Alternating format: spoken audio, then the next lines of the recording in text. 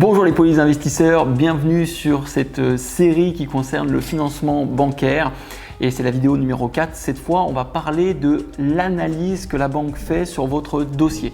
C'est hyper important pour vous, ça ne vous permet pas nécessairement de gagner de l'argent de manière immédiate, mais ça vous permet surtout d'obtenir votre prêt bancaire. Et c'est de comprendre comment la banque finalement va analyser en partie votre situation. La banque elle a plusieurs filtres. Finalement, il ne faut pas oublier qu'une banque, qu'est-ce que c'est? Eh bien, c'est une entreprise privée et elle est là pour faire de l'argent en prenant le moins de risques possible.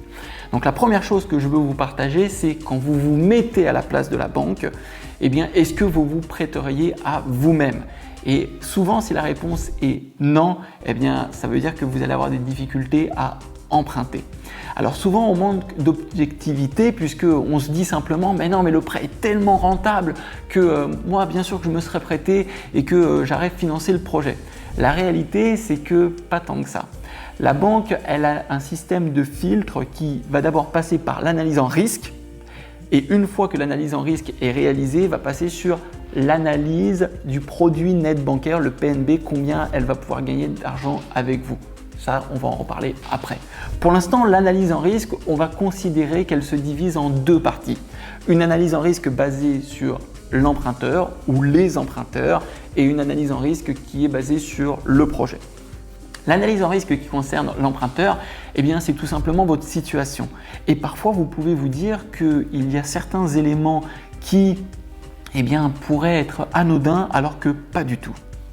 Par exemple, la banque va observer votre âge. Pourquoi? Parce que en fonction de votre âge, ce n'est pas la même chose si vous avez 20 ans et que vous n'avez pas d'épargne ou si vous avez 50 ans et que vous n'avez pas d'épargne. La banque va faire des interprétations, va juger, peut-être à tort, peut-être à raison, mais elle va faire un constat et elle va considérer que si à 50 ans vous n'avez pas d'épargne, eh bien peut-être que vous avez un profil qui est dépensier. Et cela au-delà de la réalité. Vous avez tout à fait pu rencontrer un accident de la vie, divorcer, vous séparer, rencontrer des difficultés financières, mais la banque n'en a que faire. Elle, ce qu'elle voit, c'est un risque. Alors là, je vous ai parlé de l'âge en regard de l'épargne que vous pourriez avoir, mais il y a bien d'autres éléments qu'elle va regarder pour l'analyse en risque, le comportement bancaire. De plus en plus aujourd'hui, les banques observent comment vous allez fonctionner dans votre quotidien et quelles sont les dépenses que vous allez avoir sur vos comptes bancaires. Est-ce que vous jouez à des jeux d'argent? Est-ce que vous avez des crédits à la consommation? Est-ce que vous retirez beaucoup de cash ou vous remettez beaucoup de cash, ce qui pourrait signifier une activité à côté? Est-ce que vous faites des paris en ligne? Est-ce que voilà, tout en fait ces éléments-là qu'elle va regarder pour voir la capacité que vous auriez à mettre de l'argent de côté, mais également comment vous fonctionnez. Il y a d'autres éléments que la banque va venir regarder, c'est l'antériorité que vous avez avec les banques.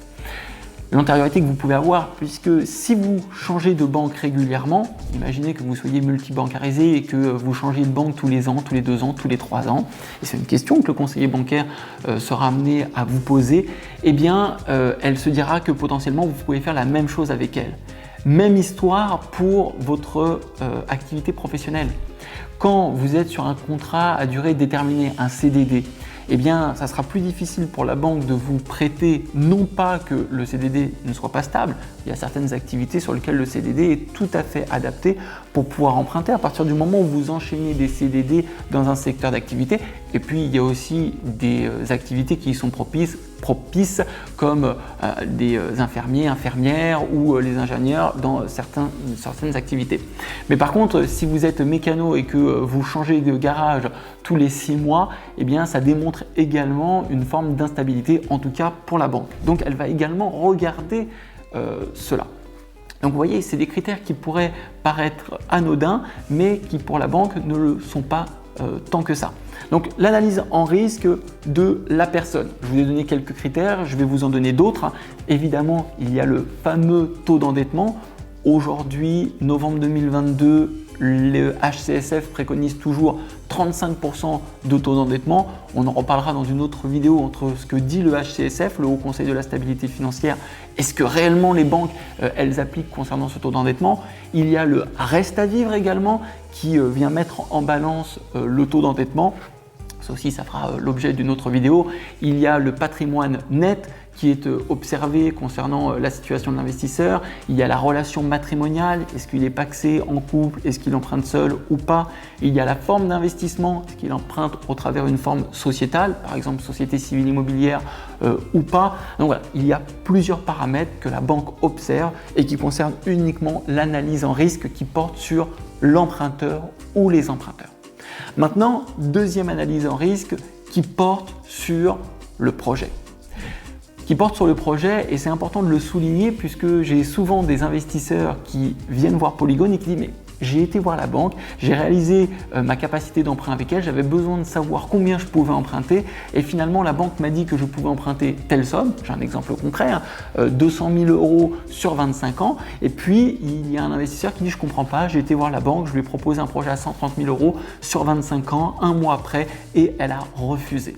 Et oui, c'est bien normal puisque l'analyse en risque de la banque ne porte pas que sur la qualité de l'emprunteur, comme je viens de vous le dire, mais également sur le projet. Et autant il y a un scoring, donc le résultat de l'analyse en risque pour l'emprunteur, autant il y a un scoring pour l'analyse en risque qui porte sur le projet immobilier.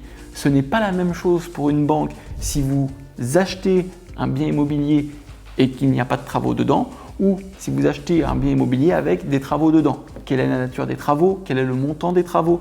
Et donc, ça va conditionner le risque que la banque va prendre. De la même manière, ce n'est pas la même chose si vous achetez un terrain en faisant une construction ou si vous achetez un bien qui est déjà existant. Ce n'est pas la même chose si vous faites passer une bâtisse qui est classée comme étant non habitable en une surface habitable. Par exemple, une grange en maison. Tout ça, ça va donner une note à la banque, un scoring qui va venir conditionner l'obtention de votre prêt et donc sur lesquels vous aurez besoin de rassurer d'autant plus la banque. Vous aurez besoin de rassurer la banque sur les entrepreneurs que vous avez sélectionnés, sur l'endroit que vous avez sélectionné, pourquoi vous avez sélectionné ce bien-là. Et vous comprenez que c'est plus facile de proposer un projet qui sera dans les standards de la banque que plutôt quelque chose qui sera extraverti. Je vais vous donner deux exemples concrets qui vont vous permettre de comprendre comment améliorer le scoring de votre projet immobilier. Premier scoring, c'est quand vous signez votre compromis, s'il n'y a pas d'électricité et d'eau courante, alors la banque considère que c'est un projet qui est non habitable et donc le scoring va être au maximum. Si vous arrivez avant le compromis à faire venir l'eau et l'électricité, alors la banque considérera que c'est habitable et juste avec cette modification-là, qui doit apparaître évidemment sur le compromis, eh bien, vous venez d'améliorer grandement votre scoring. Deuxième situation qui vient impacter gravement votre scoring, c'est quand les travaux sont supérieurs à un tiers du projet. Imaginez, vous avez une acquisition pour 200 000 €, eh bien, vous avez 100 000 € de travaux. Là, dans ce cadre-là, eh bien, on a des travaux qui sont acceptables. Maintenant, ça a été le cas pour un des projets que j'ai réalisé, vous avez une acquisition qui est proche de 100 000 € et vous avez 200 000 € de travaux. Et vous voyez bien que le ratio entre acquisition et investissement, eh bien, il est complètement disproportionné. Il y a beaucoup plus de travaux, donc les travaux, c'est quelque chose qui sont à venir, qui n'existe pas, sur laquelle la banque va vous prêter de l'argent. Concrètement, la banque se dit « je vais payer pour que potentiellement ces travaux-là se réalisent avec le rendu qui est espéré, avec tous les paramètres risques qu'il y a derrière. Est-ce que l'artisan est de qualité? Est-ce que les travaux vont être de qualité? Est-ce que les travaux vont aller jusqu'au bout? Et ainsi de suite. Voilà. Dernier point qui peut abîmer votre scoring à la fois sur le côté emprunteur et l'analyse en risque du projet, c'est si vous êtes de la partie, si c'est vous qui faites les travaux vous-même. Prenez toujours des devis ou des avis de professionnels extérieurs, même si c'est vous qui réalisez les travaux, et présentez le projet tel que. Les banques, en analyse en risque, partiront du principe que vous ne pouvez pas réaliser vous-même vos travaux. Pourquoi? Parce que pendant que vous réalisez les travaux, si c'est votre métier, bien pendant ce temps-là, vous ne développez pas votre activité professionnelle. Et de l'autre côté, même si c'est vous qui le faites sur votre temps perso, eh bien, si vous vous abîmez, je ne sais pas, le dos, vous tombez malade, vous ne pouvez pas le faire, eh bien, ça va s'allonger dans le temps et du coup, c'est un risque supplémentaire que la banque ne veut pas prendre. Voilà, donc là, nous venons de voir dans cette vidéo l'analyse en risque qui porte sur l'emprunteur, l'analyse en risque qui porte sur le projet. Il nous reste à voir dans la prochaine vidéo, eh bien, l'analyse qui porte sur le produit net bancaire, combien vous allez rapporter d'argent à la banque. N'oubliez pas de vous abonner et de mettre un commentaire si vous avez des questions et moi je vous retrouve dans la prochaine vidéo.